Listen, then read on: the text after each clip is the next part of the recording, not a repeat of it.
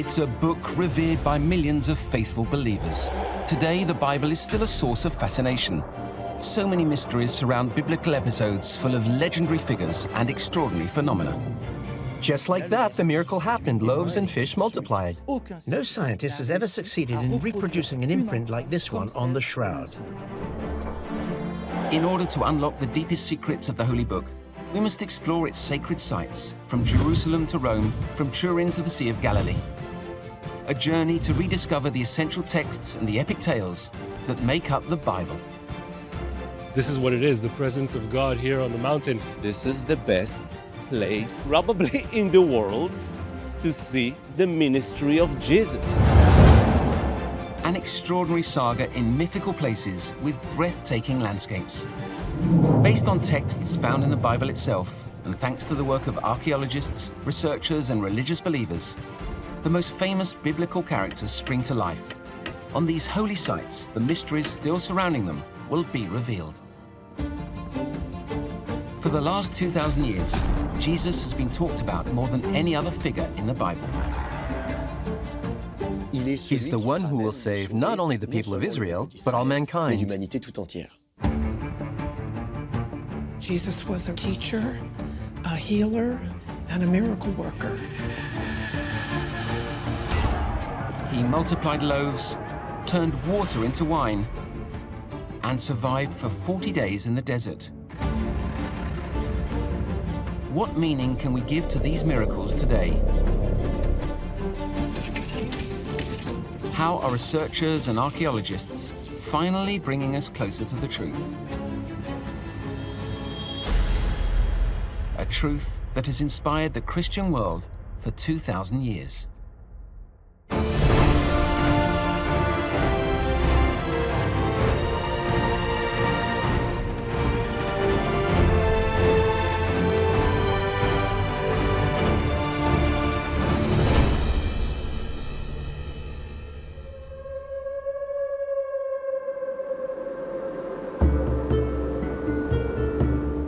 Born 2,000 years ago in Israel, Jesus lived for 33 years.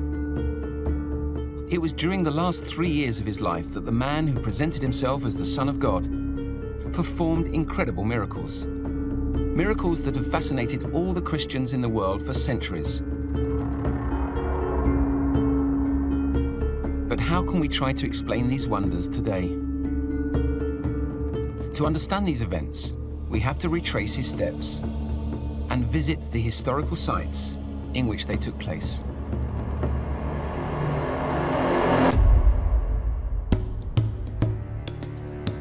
A journey through Israel that begins at the ruins of Hippos, 2 kilometers from Lake Tiberias in Galilee, where an extraordinary discovery was made only 2 years ago.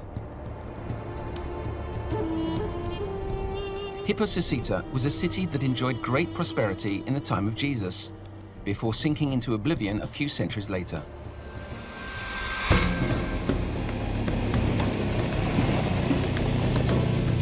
Michael Eisenberg and Arleta Kowaleska are archaeologists.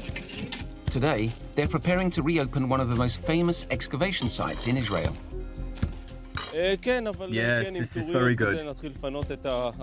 We can start clearing from this point up to here.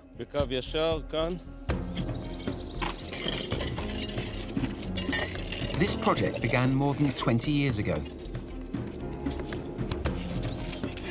A large number of Roman remains have been unearthed here, dating back to the time of Jesus. Like this first-century road, made of slabs of volcanic rock. It's the most spectacular and best preserved in the country. This beautiful street, the main street of the city of Hippos. So it's very likely that Jesus walked exactly on those slabs or on the street that is just beneath this paving, because we know that it was built somewhere in the 1st century Common Era. If Jesus most certainly came to Hippos several times, it was because it was one of the richest towns on the shores of Lake Tiberias. The proof is these incredible columns, which look today as though they've been toppled in a giant game of skittles. As you can see, all those topped monolithic granite columns coming from Aswan in Egypt. Each of them is weighing more than 5 tons, almost 5 meters long. So the effort during the Roman times to bring it here, of course, you needed a lot of money financing this huge enterprise. But 700 years after the death of Jesus, this major city suffered a natural disaster.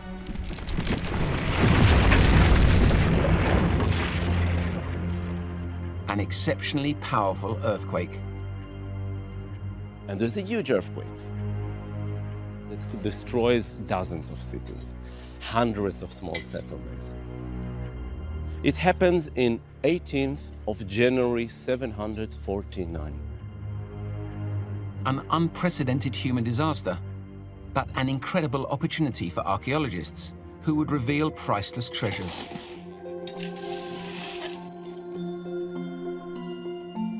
This earthquake preserved a setting directly linked to one of the miracles performed by Jesus.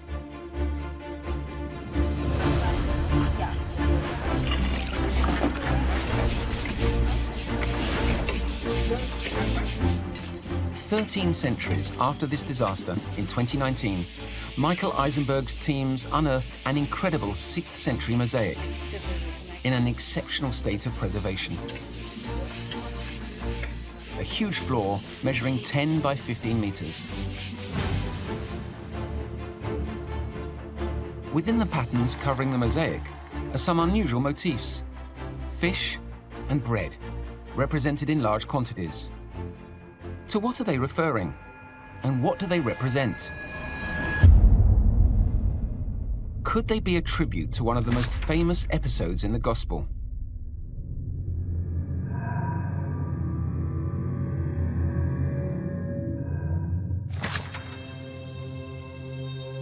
Then Jesus took the loaves, gave thanks, and distributed them to those who were seated. The feeding of the 5,000 is one of the most famous stories in the Bible. It's a very important miracle, recounted 6 times in the 4 Gospels. A large crowd gathers around Jesus, listening to what he's saying, drinking in his words. But after a while, the people get hungry. And so Jesus says to his disciples, they're hungry, they must be fed. And all they have is a young boy who has 5 loaves and 2 fish. Jesus takes the bread or the fish, says the blessing.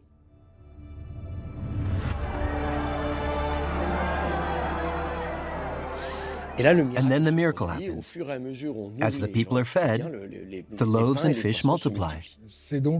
It's an amazing miracle. Why is this mosaic in Hippos, Susita? Is it a simple tribute to this extraordinary event? Or could this mosaic be telling us precisely where the miracle took place? Is it coincidence or not? Well, I'm not the one to say, I'm just saying the data. So it looks like a very high rank of symbolism due to their position and to the collective Christian memory of a community living here in the 6th century. Because we're at a location that is central to Jesus' journey. Look around you. This is the best place, probably in the world, to see the vast majority of the ministry of Jesus, period. Well, the first miracle happened there. And the second, they said, happened probably in Tabcha. And the miracle of the swine probably was in the Wadi here. This city is far from having revealed all its secrets. Even today, on the first day of the excavation, Michael Eisenberg's teams continue to unearth new elements of an enigmatic puzzle that could tell us more about the journey taken by Jesus. 10 minutes before the end of the day, we revealed a very small patch of the mosaic. You can see several colors. And hopefully next time, just beneath you, we will find the inscription.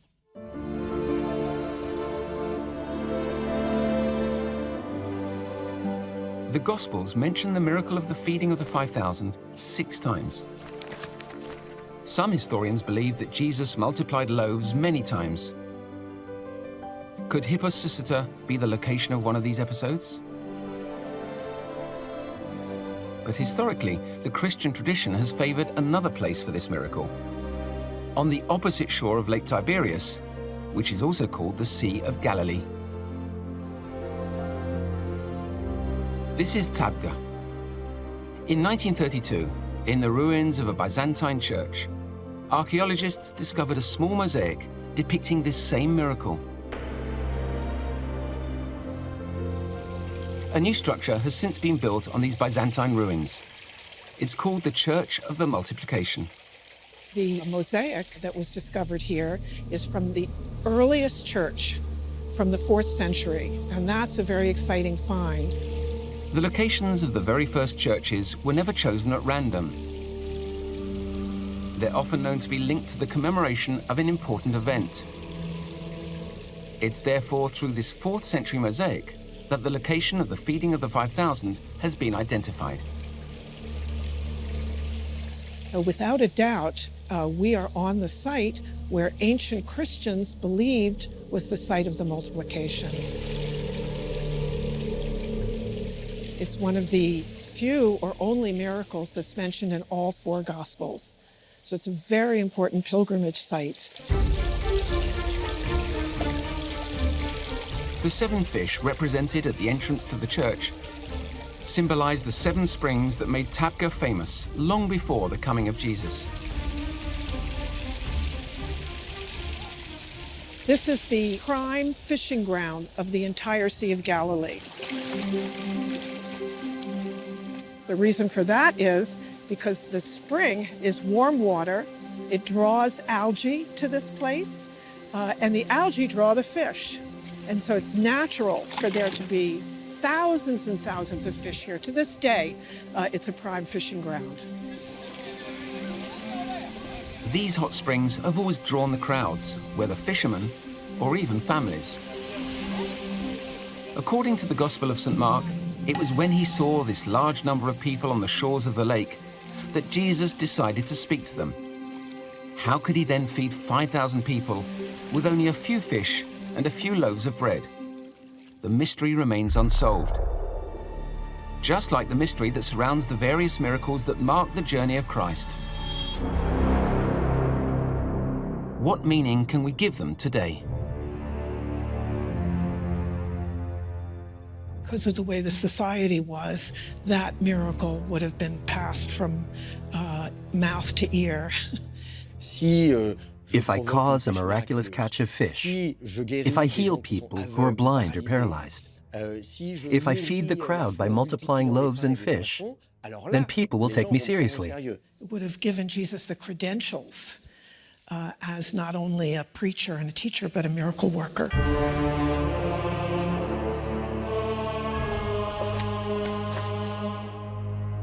Jesus performed 37 miracles. 37 miracles in just 3 years. But before that, he lived through an episode that no other human being would have survived. He spent 40 days and 40 nights alone in the desert. 40 days without eating. An episode related by the Gospel of St. Matthew.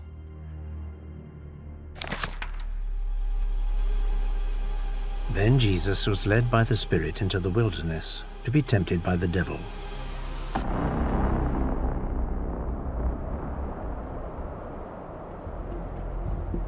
Here we are near Jericho, the oldest city in the world, of which traces from 9000 BCE have been found.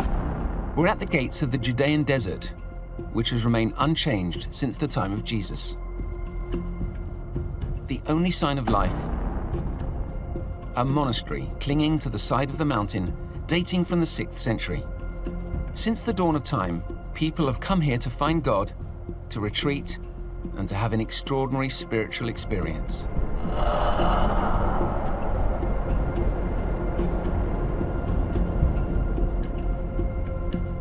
In the Gospel, We're told that just after his baptism, Jesus is sent into the desert by the Holy Spirit, and that he stays there for 40 days. The tradition of fasting goes all the way back to the Old Testament.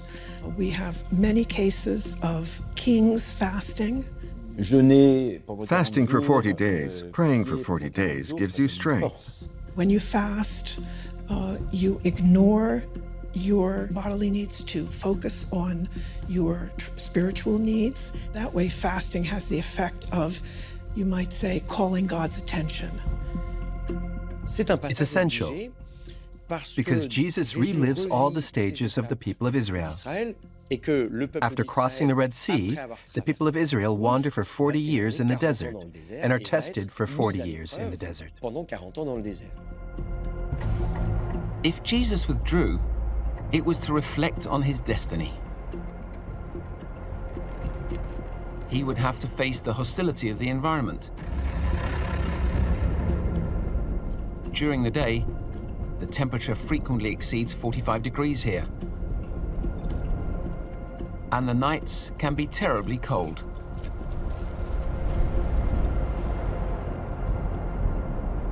But the hardest thing for Jesus was to resist the temptation of the devil.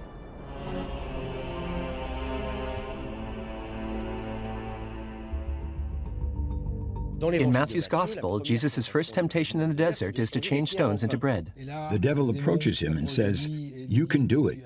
Your Father has given you the power. You can turn these stones into bread." And Jesus responds by saying, "Man does not live on bread alone, but on every word that comes from the mouth of God." This phrase is highly symbolic because it comes from the Old Testament.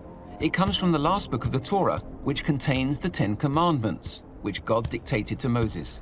With this quote, Jesus proves to the devil that he knows and respects the sacred texts of the Jewish people. The important thing, of course, is that Jesus was tempted and that he refused the temptation. The second temptation is the devil, who takes Jesus to the top of a high mountain from which he can contemplate all the kingdoms of the earth. And he says to him, "If you fall down before me, if you adore me, I will give you all these kingdoms." Jesus quotes the Torah again, referring to the Jewish people who, in the desert, according to the Old Testament, were tempted to make themselves other gods and worship them. The Hebrew people in the desert make themselves a golden calf because they want some sort of idol, some sort of object to worship. While we owe this respect and this adoration to God alone. And so Jesus refuses that temptation. The way Jesus passes these tests shows that he is the chosen one. He's the Messiah. He's the one who will be able to save not only the people of Israel, but all of mankind.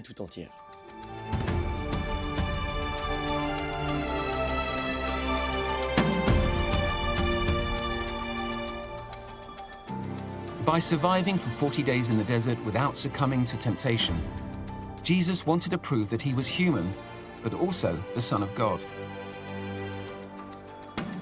At the age of 30, Jesus spread his religious message throughout the land of Galilee.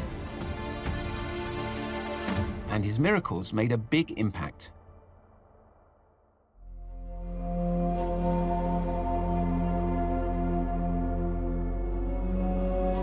Miracles referred to as signs in the Bible. The first sign is described by St. John and is said to have taken place here, in the small town of Cana, formerly known as Cana. On the site of this Franciscan church, Jesus transformed water into wine. By recounting this episode, St. John aimed to show the omnipotence of Jesus.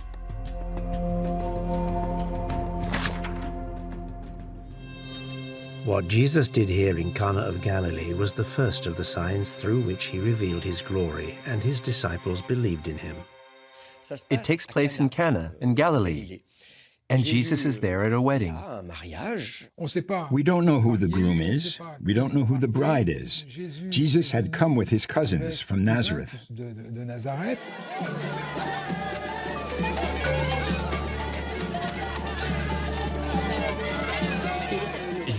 Obviously, there's a lot of good food at these weddings. Many people reproach Jesus for being a bon vivant. Everyone drinks a lot, and finally, the wine runs out. Disaster. So Jesus' mother turns to him, saying, they have no more wine. He asks that some jars be filled with water, and as this liquid is poured into the glasses, the water turns into wine. This, we are told, was the first sign performed by Jesus. And the disciples saw it, and they believed in Jesus. What proof do we have of this miracle? Could Jesus have simply diluted the remains of the wine with water? To find out, we have to know how people drank their wine at that time. They either drank water or they drank wine, or they drank a mixture of water and wine. I mean, today we wouldn't serve that to anyone, but in those days it wasn't considered anything unusual. But how could wine mixed with water have created this illusion? He gives it to the master of the feast, who tastes it and is amazed by the quality of the wine. He goes to the groom and says, usually a man gives his guests the good wine first, and then afterwards, when they are drunk, he gives them wine of lesser quality. You've given them excellent wine. You saved the finest wine until last. Well, if they mixed it with water, it wouldn't be the finest wine.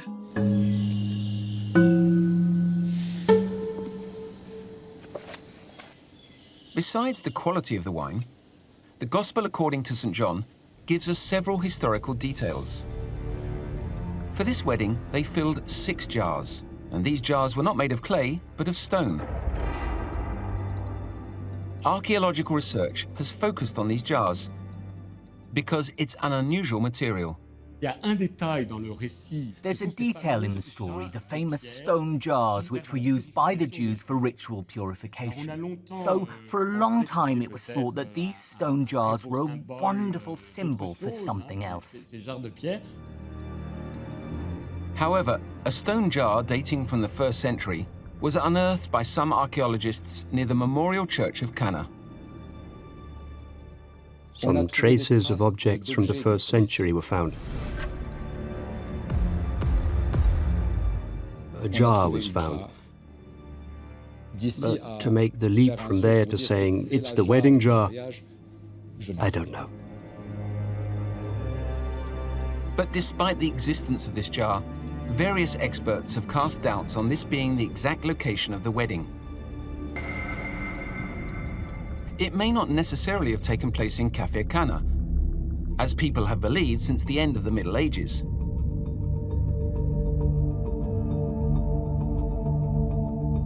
Because there is another Cana, Khirbet Cana.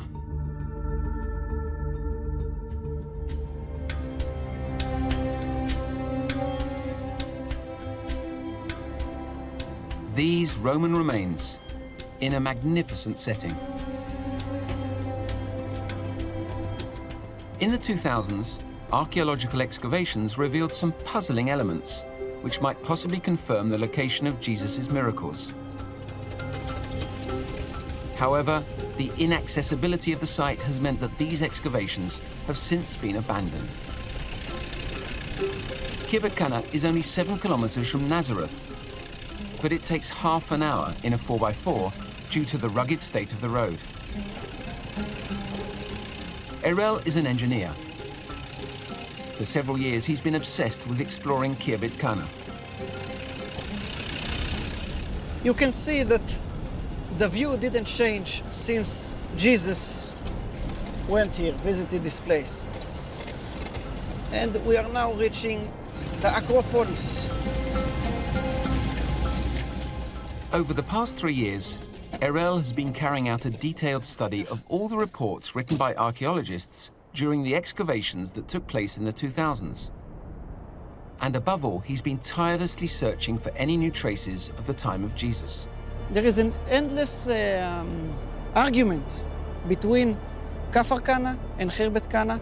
There are many evidences that tells us Cana, it's probably this one.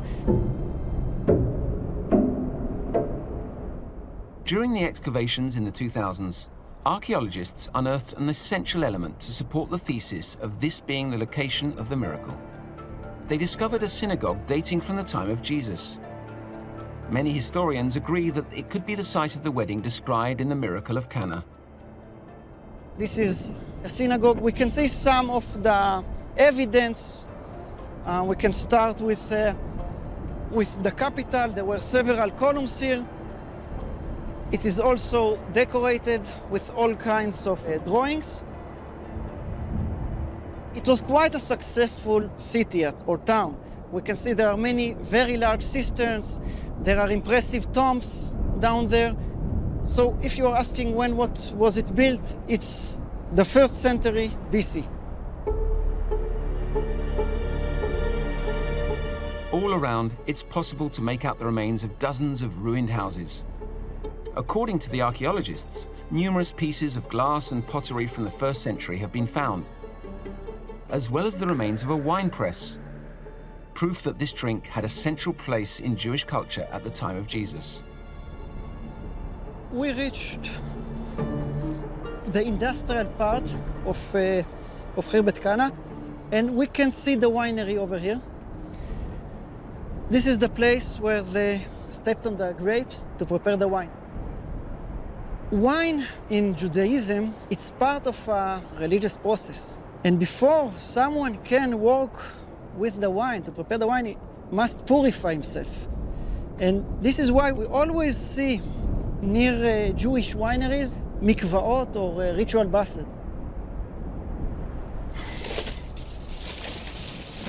The size of the mikvah shows that it was a particularly important wine press. It was very expensive to create such plaster. So we always know when we see a place with plaster, we always know that it holds water.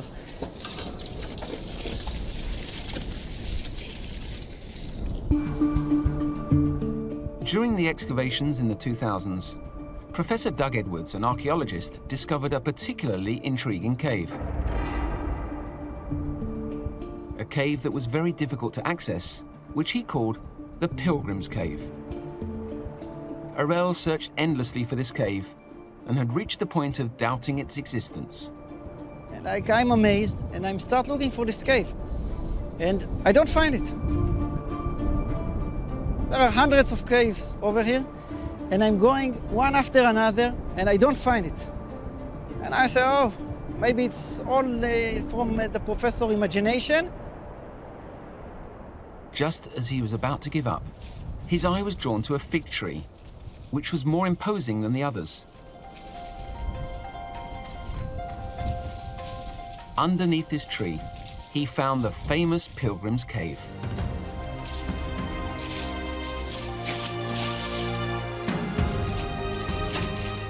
When he entered this large cavity for the first time, Erel found the remains of some stone jars. These jars have since been taken away to be carefully preserved in the storerooms of the Israel Antiquities Authority. In 2000, when Professor Edwards and his exhibition were here, there was place for 6 vessels. According to the archaeologists, these jars are not from the time of Jesus. But what could they have been used for?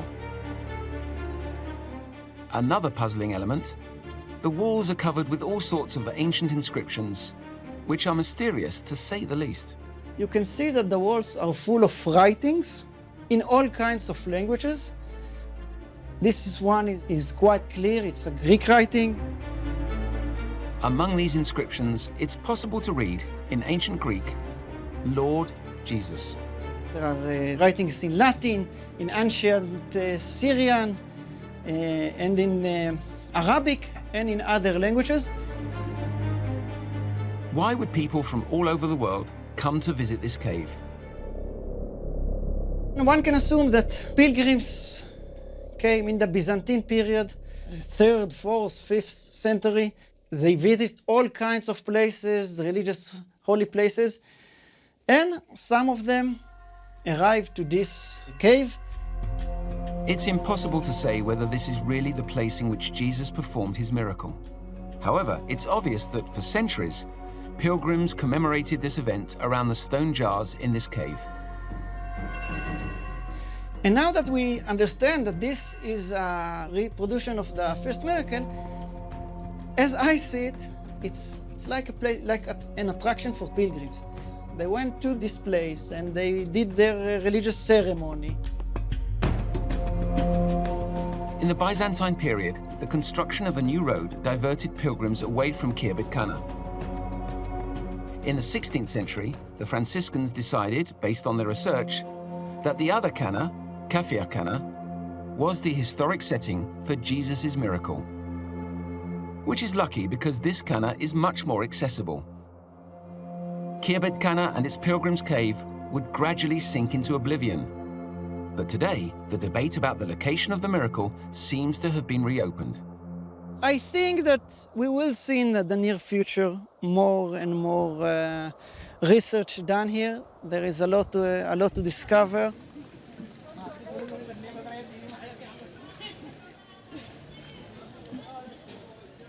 Jerusalem. 35,000 people live in the heart of the old town.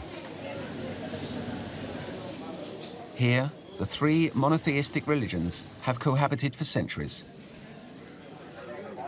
Every day, Muslims, Jews, and Christians cross paths in the streets, as their holy places are close to one another. But in this mosaic of languages and traditions, there is a little piece of France on the Via Dolorosa. We're in St. Anne's, which is a very special center. It's a French national domain, one of several in Jerusalem and the surrounding area. It's a beautiful Romanesque church, which was given to the French by the Ottoman Empire at the end of the Crimean War, in gratitude for the role that France had played in the war against the Russian Empire. When France took over the site in the 19th century, the building was almost in ruins and had to be restored. It was still standing, but it needed an enormous amount of restoration work. So we have this beautiful building today, which is visited by many pilgrims. But more than a church, the restoration work, accompanied by the excavation of the site, revealed an essential part of the story of Jesus. In addition to this place, there are the remains of a large pool, several large pools. And when I say pool, I don't mean in the sense of an Olympic swimming pool. Back then, people didn't swim in the same way they swim today. Everything seemed to point towards the identification of a pool cited in the Gospel of St. John, the Pool of Bethesda. The name in Hebrew means house of mercy. It was a pool that was built to provide water for the enormous needs that Jerusalem had for water. This complex is difficult to read because all meshed together we have the remains of some large pools here, which date from the Herodian period, which are covered by the remains of a Byzantine church. And above that, the remains of a Crusader church or monastery.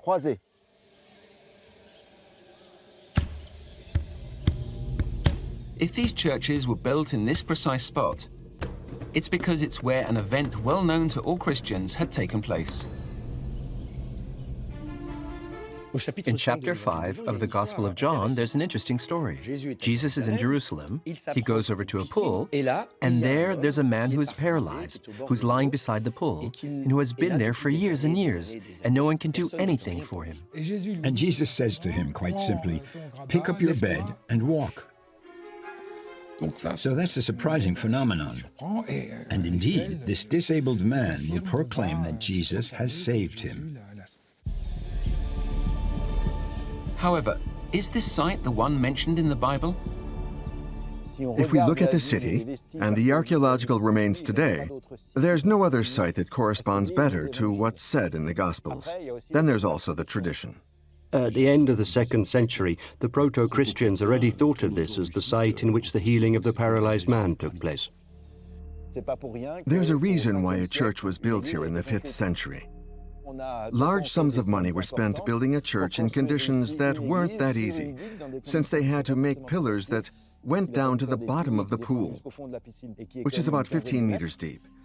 Building a church on a dam isn't an easy option unless you wanted to honor something very special that happened here. Even at the time of the Gospels, this site was not an ordinary place. If the paralyzed man was there with so many other infirm people, it was because this pool had particular virtues. When the archaeologists excavated there, they discovered something else. They discovered what we call effigies. Pagan ex-votos, which come from the pagan religion, the Romans, the Greco-Romans, which prove that there was a cult here in honor of the Roman gods for restoring health. It was an Asclepius, a kind of sanctuary dedicated to the Greek god Asclepius, who is the god of medicine, the one with a caudagus, with the famous winding snakes, and therefore of healing. However, although the water was known for its curative virtues, Jesus healed the paralyzed man without recourse to it, using nothing but words. Many of the miracles performed by Jesus are to do with healing, sometimes with a simple word, sometimes by gestures. Sometimes we see him using mud. He puts mud on the eyes of someone who is blind. He repeats it twice, and so on. So there are rituals. Jesus really has this position as a healer. Jesus is commonly considered to be a thaumaturge. What is a thaumaturge? Someone who heals using unconventional methods. He performs his miracles in a very particular way without practicing magic. He rejects, he sweeps away all these superstitions. And he is, of course, the one and only healer. Naturally, these wonders would give him a special aura. With Jesus, miracles are never random. They must always be integrated into a pedagogy of faith. It's a question of arousing faith. Healings are more a means than an end in themselves. It's to give credence to his word, to attract the crowds.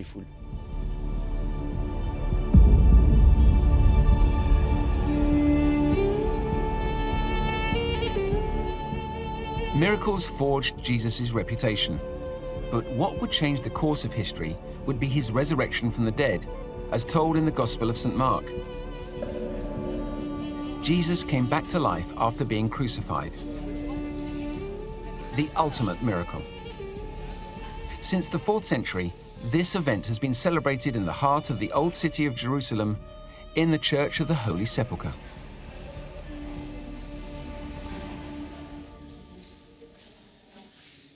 So here we are at the top of Golgotha, Calvary. This is the place, here, where Jesus was placed on the cross. And next to it, where the cross was raised, of his crucifixion, and therefore the place where he died.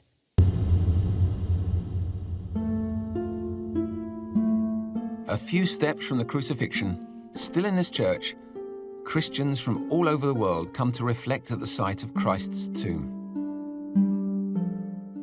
In the Middle East, the oral tradition was no joke. It's been 2,000 years now that all of the Christian traditions have been passing on the same story. All Christians recognize the legitimacy of this place, except Protestants.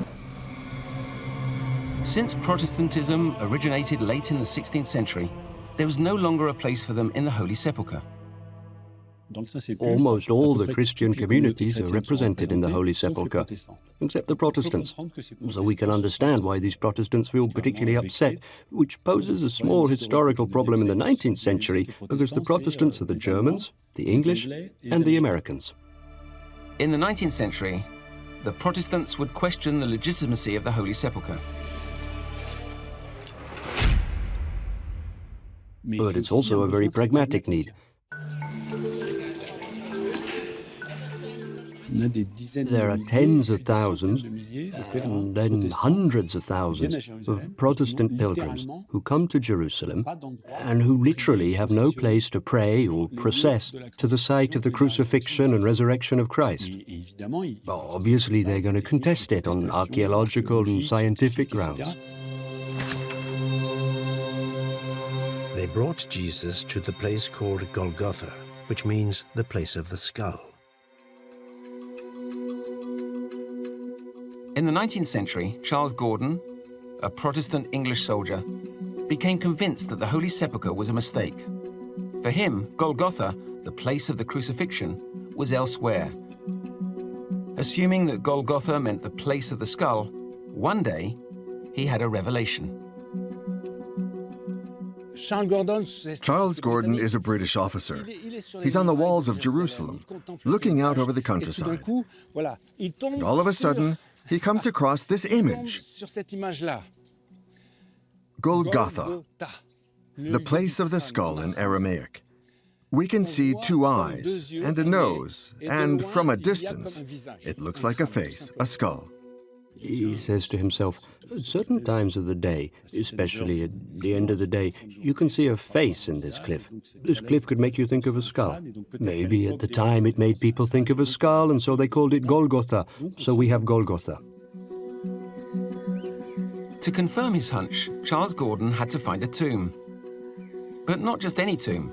In the Gospels, it's written that a rich man, Joseph of Arimathea, who was close to Jesus, got permission to bury the body of Christ in his own tomb. An imposing tomb, which is empty because Jesus rose from it. So the empty tomb is really the end. We have all the elements mentioned in the Gospels. A small window indicating that it's a Jewish tomb, because in Hebrew it's the neshama, which means the soul. The soul has to escape. But at the same time, oxygen must be able to get in so that the body decomposes.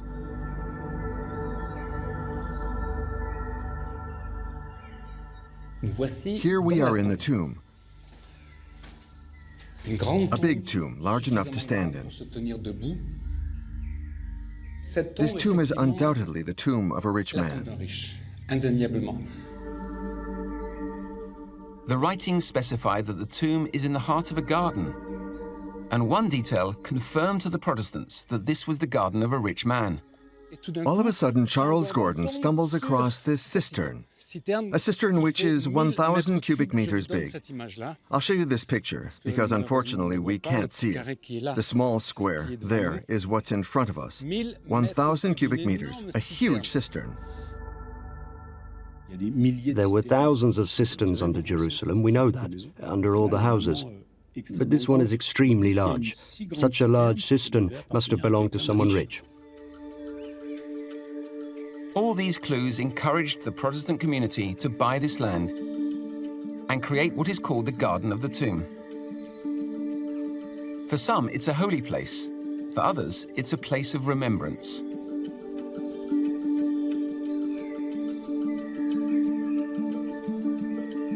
Despite this evidence, and the 100,000 pilgrims who come here every year to reflect and pray, some historians and archaeologists still question the site's authenticity. There are empty first-century Roman tombs all around Jerusalem, so this may not be the Holy Sepulchre, but something else. To be absolutely sure of having discovered something in the 19th century that had never been discovered before. On the other hand, it allows us to picture what the site of the sepulchre of a man named Jesus could have been like at the beginning of the 1st century CE. That's to say, a relatively out-of-the-way place with a garden and a tomb hollowed out from the side of a cliff. For many Christians, however, there is physical proof of Christ's resurrection.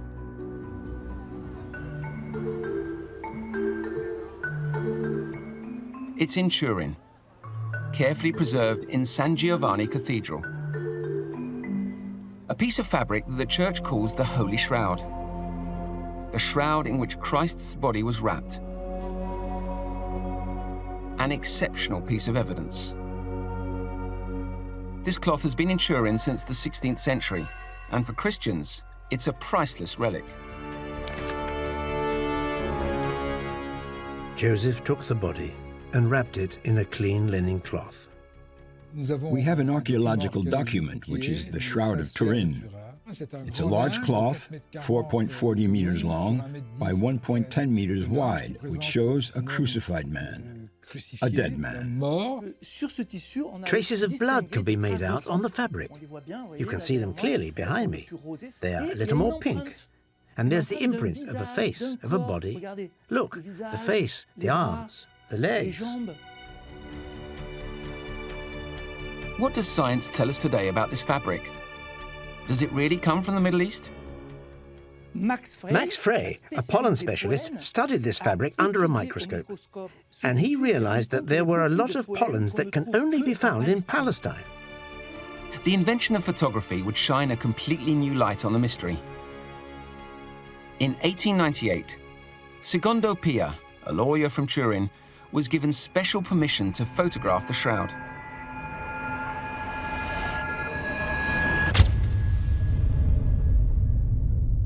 While developing his negatives, he was transfixed by the result.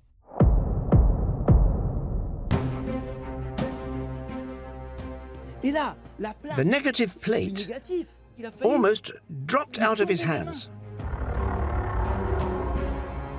Look at the difference. See how the image appears so much more clearly. It was the beginning of the new scientific stage of the shroud. From that moment, people said, "What is this cloth?" He's a man who was crucified. We can see it by his hands and his feet, who was also scourged, like Jesus. And we even know that he was scourged by the Romans because he received more than 120 lashes. 120 lashes on the back. It's not a Jewish scourging where they stopped at 39 lashes.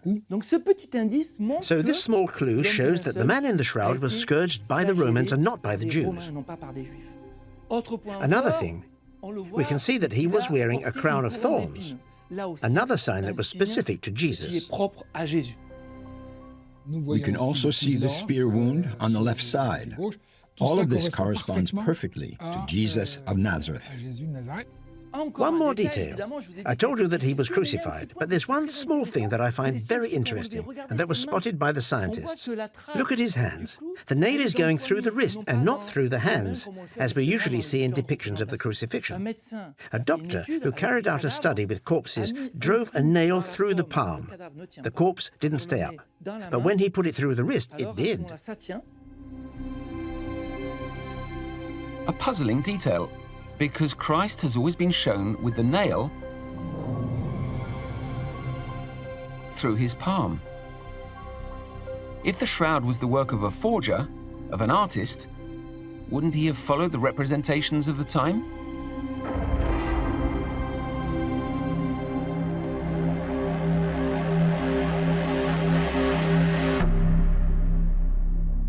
But if this shroud was indeed wrapped around Christ's body, how did the image appear on it? The scientific community has been working to solve this mystery. In 1978, a team from NASA came from the United States. They'd requested permission to examine the shroud for a week in the hope of finding out how the imprint was made on this fabric. It's really impressive because the scientists used a variety of different methods, and there was no trace of any pigment.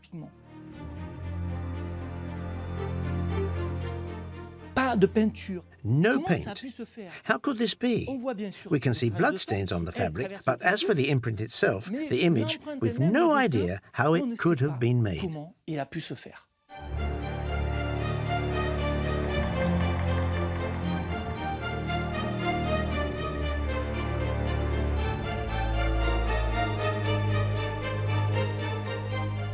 Specialists from around the world pondered the question and decided in 1988 to perform a radiocarbon analysis in order to date the fabric precisely.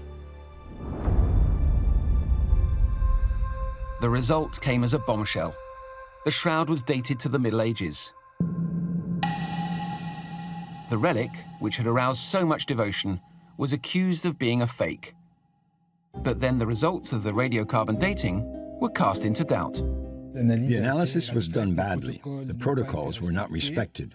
We then realized that there was heterogeneity between the samples, which means that this radiocarbon analysis doesn't lead us to believe that it's a medieval linen.